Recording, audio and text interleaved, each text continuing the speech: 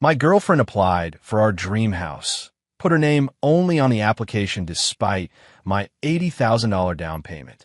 I found out just before closing. I said, interesting paperwork, when I refused to transfer the money and the deal collapsed. And then, original post. I, 32 male, spent 6 years saving $80,000 for a down payment on a house. 6 years of double shifts at the warehouse, driving a car held together by duct tape and prayers, say no to vacations while my friends posted beach photos. Every dollar went into that account. My girlfriend knew about it because I'd literally shown her the balance and said, this is for us, for our future. We'd been together 4 years, living in my apartment for 2. She worked marketing, made decent money, but spent it on clothes and bottomless mimosa brunches. Whatever, different money styles. I'm a saver, she's a spender. Opposites attract, or something. 3 months back, we found the perfect house. 3-bed, 2-bath, nice yard. $340,000. My $80,000 would cover down payment and closing costs. We talked about it constantly. She wanted the master bedroom painted gray. I wanted to turn the 3rd bedroom into a gaming setup. Normal couple stuff. She said her cousin worked at a mortgage company and could get us a better rate, so she'd handle the paperwork. Made sense. I was pulling 60-hour weeks, and she had more free time. I gave her everything. Bank statements, pay stubs, tax returns. Trusted her completely. Then last week I got a random call at work. Hi, is this my name? This is the title company for your closing on Friday. Yeah, that's me. Great. Quick question. We show the down payment of $82,000 coming from your account, but you're not on the title or mortgage application. Just need you to sign a gift letter stating this is a gift with no repayment expectation. Everything went quiet, like someone hit mute on the world. What do you mean I'm not on it? The application. It only has girlfriend's name listed. If you were supposed to be a co-applicant, that's a problem because closing is in 4 days. I don't remember what I said. Something about calling back. Hung up and just stared at my phone. Pulled up my email right there on the warehouse floor. Searched everything. Nothing from the mortgage company. She'd been using her work email.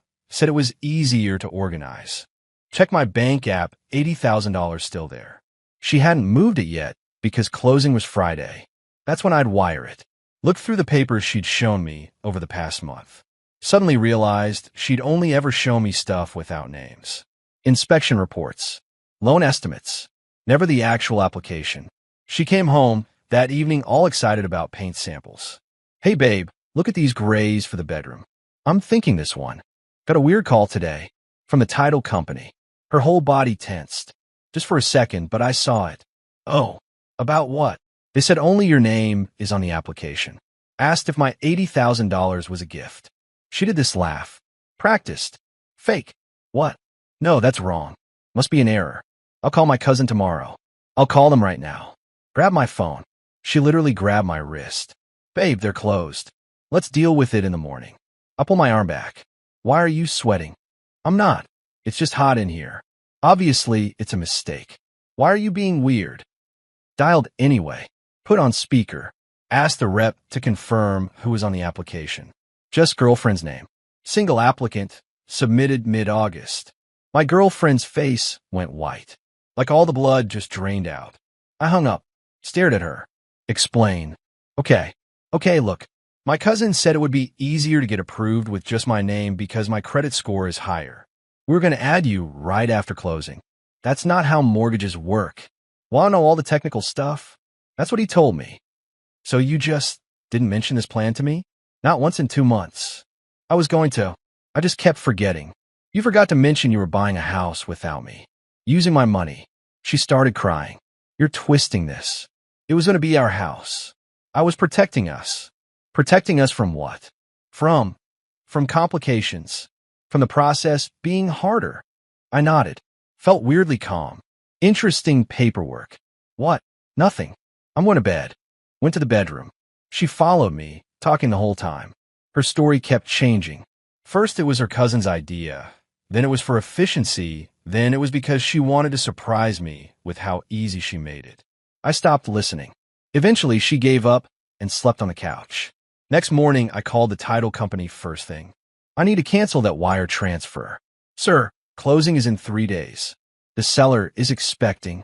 Not my problem anymore. Deal's off. Called my bank. Put extra security on the account. Then called a real estate attorney. Cost me $400 for an hour.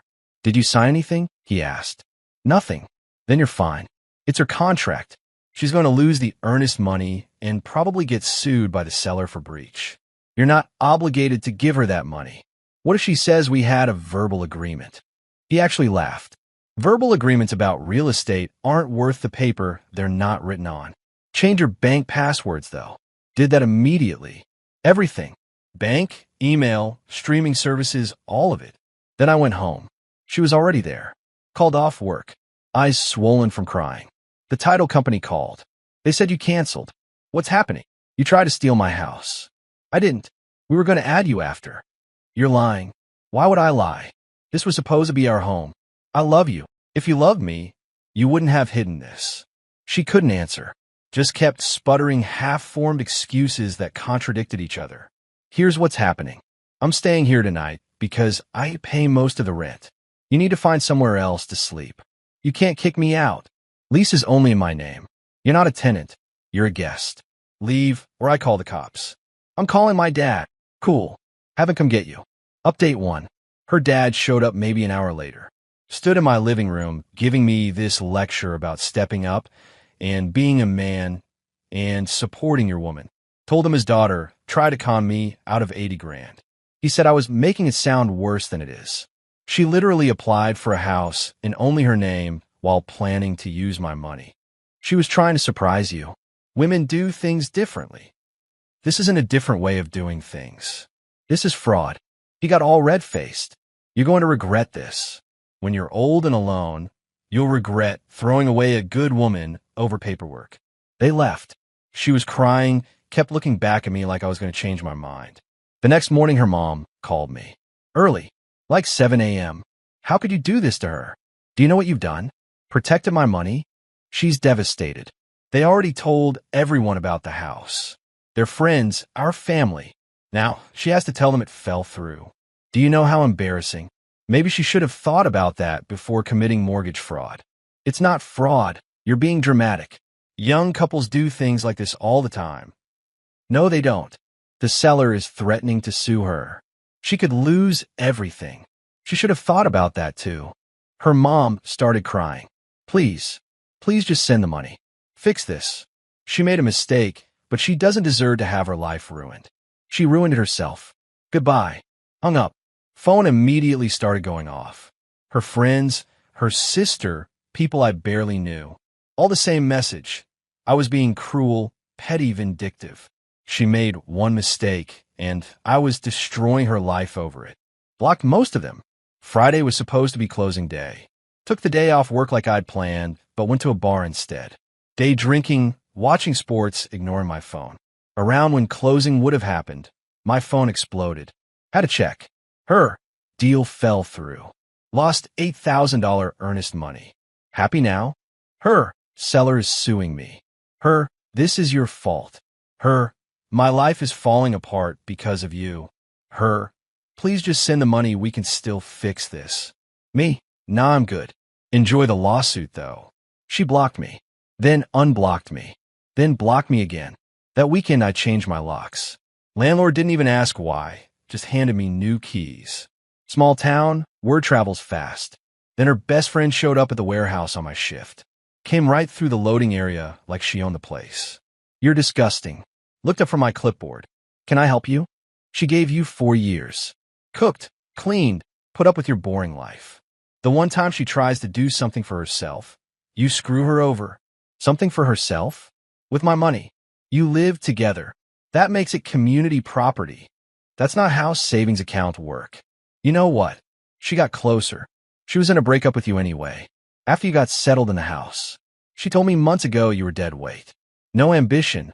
No future. She was upgrading. I smiled. Then I did her a favor. She sputtered.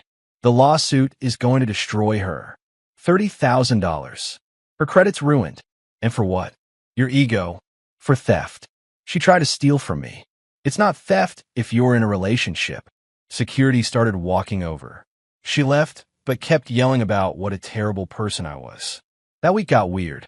My Instagram got reported and temporarily banned for suspicious activity. Someone tried to log into my email from another state. Got a call from my car insurance about an accident I was never in. All fake, all her trying to mess with my life. Enabled two-factor authentication on everything. Felt like I was preparing for cyber warfare. Then she showed up at the apartment. Don't know how she got in. I changed the locks, but she must have sweet-talked the landlord or something. Came home from work, and she was just sitting on my couch. You need to leave. Can we please just talk? 5 minutes. Stay by the door. Didn't sit down. Go ahead. I messed up. I know that. But it wasn't malicious. My cousin really did say it'd be easier with just my name. And yeah, maybe I liked having something that was mine. You always control the money, decide what we can afford. I felt powerless. So you decided to steal a house. I was going to add you. When? After you changed your mind? After I couldn't do anything about it. She started actually crying. Not pretty crying, ugly, snotty crying. I'm losing everything. The seller wants $35,000. I don't have that. I'm going to have to sell my car, drain everything, maybe declare bankruptcy. My credit dropped 200 points. I can't even rent an apartment now. My parents barely talk to me. And you won't even listen. I'm listening. You're facing consequences. I need help. Alone. 20,000. I'll pay you back. I'll sign anything. No, please. I'll do anything. Get out of my apartment. She lost it. Started screaming. Threw a pillow at me. Called me a controlling psycho who couldn't stand to see her have anything of her own. Called the cops. She left before they showed up, but I filed a report anyway. Got a no trespass order. Few days later got served with papers. She was suing me. Claimed I'd verbally agreed the $80,000 was a gift, that we had an implied contract. Called my attorney. He read it and laughed so hard I thought he was choking. This is the dumbest thing I've read all month. She has no case. Bring your bank records. This'll be over in 10 minutes. Update 2. Court was yesterday. She showed up with her dad and a lawyer who looked fresh out of law school. Baby face, cheap suit, kept shuffling papers nervously. Her case, we were basically married. My money was her money. I'd verbally promised her the down payment. My attorney submitted bank statements showing the account in only my name since 2018. Least showing only my name. Utilities, all me. Then the killer, text messages where she'd called it the down payment money multiple times. Judge barely looked up from the papers. Ma'am, do you have any documentation showing joint ownership of these funds? No, Your Honor, but we lived together for 2 years. This state doesn't recognize common law marriage. Any written agreements. We talked about it verbally. Talking about using money together doesn't make it jointly owned. The account is solely in his name. Case dismissed. Her lawyer tried to argue. Judge cut him off. Counselor, this is frivolous. Your client attempted fraud and is now trying to force her victim to pay for it. We're done. Outside the courthouse, her dad cornered me in the parking lot. Hope you're proud of yourself. I'm getting there. That money should have been for both of you. You're just bitter she took initiative. Initiative? Is that what fraud is now? Her mom came over, crying. She's our baby girl. One mistake. One. And you're making her pay forever. The seller's making her pay. I'm just not bailing her out. We can't afford the settlement. We're going to lose our retirement. I stopped walking. Why would your retirement be involved? Her dad looked away. We co-signed her legal fees. Thought she had a real case. Started laughing. Couldn't help it. You co-signed for this disaster lawsuit. Don't you dare laugh at us. You enabled this. That's on you. Walked away while her mom sobbed and her dad yelled about karma. She texted later, hope it was worth it. You're going to die alone. Me. Better than being someone's ATM. Thought that was the end. Nope. Last week she showed up at work again. Security tried to stop her, but she pushed through, came right up to where I was stacking pallets. I need to talk to you. You need to leave before I call the cops. The settlement went through. $32,000. My parents had to pull it from their retirement. They're working 5 more years now because of you. 5 years. Not my circus, not my monkeys. You could have prevented this. Just sent the money. We'd be in that house right now. Your house. That was the point. She grabbed my arm. Security came over, but I waved them off. What do you want? You lost. Deal's dead. What else could there possibly be? Her voice cracked. I want you to know you ruined my life. I can't get an apartment. I'm living with my parents. My friends won't even talk to me anymore. Everyone at work knows. I'm a joke. Do you get that? A joke. Yeah. And whose fault is that? I loved you. You love my money. Big difference. Security walked her out. She was still crying. I felt nothing. Not satisfaction, not guilt. Just done. Her cousin, the mortgage guy, messaged me on Facebook, said I was vindictive garbage for entrapping his cousin, and he was going to make sure everyone knows what kind of person I really am. Replied, go ahead. I've got court documents. Let's see whose story people believe. He blocked me. Then her best friend called. One last attempt. Look, I know you're mad, but she's really struggling. Can't you help? Just like 10,000 to help with the debt. No. After everything you shared together, you're really going to be like this. Everything we shared was apparently built on her planning to screw me over. She made one mistake, an $80,000 mistake, plus fraud, plus lying for months, plus suing me, plus harassing me at work. Want me to keep going? You deserve to be alone. Cool. Bye. Blocked her. Final update. It's been about a month since court. Things have mostly settled into a new normal. Her case got dismissed with prejudice. Can't refile. She paid the settlement to the sellers. Well, her parents paid it. Heard through mutuals they're working extra hours to rebuild their retirement and barely speaking to her. Her credit's destroyed. 520 score. Can't get approved for a gas card. Still living with her parents, paying them $800 per month rent, which apparently causes constant fighting because she thinks they should just let her live there for free after everything I've been through. Got demoted at work too. Not fired, but moved from client-facing to back-end admin pay cut. Something about professional conduct after word got around about the court case. Her friends all ghosted. Turns out when you can't afford to go out anymore, people stop inviting you. She posted something passive-aggressive about it on social media. Nobody commented. Ran into her at the grocery store last week. Couldn't avoid it, small town. She looked rough. Hair in a messy bun, sweats, generic brand, everything in her cart. We made eye contact. She opened her mouth like she was going to say something. Then didn't. Just kept walking. That night, she texted from a new number. I know you won't respond, but I need to say this. I'm sorry. I really am. I thought I was being smart, securing my future. I didn't see it as stealing. I saw it as protecting myself. But I was wrong. I hurt you. I hurt my parents. I ruined my own life. I don't expect forgiveness. Just wanted you to know. Read it.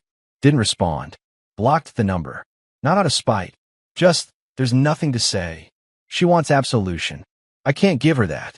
My attorney asked if I felt good about how it all turned out. Told him honestly, I don't feel good or bad. Just finished. The $80,000 is still in my account.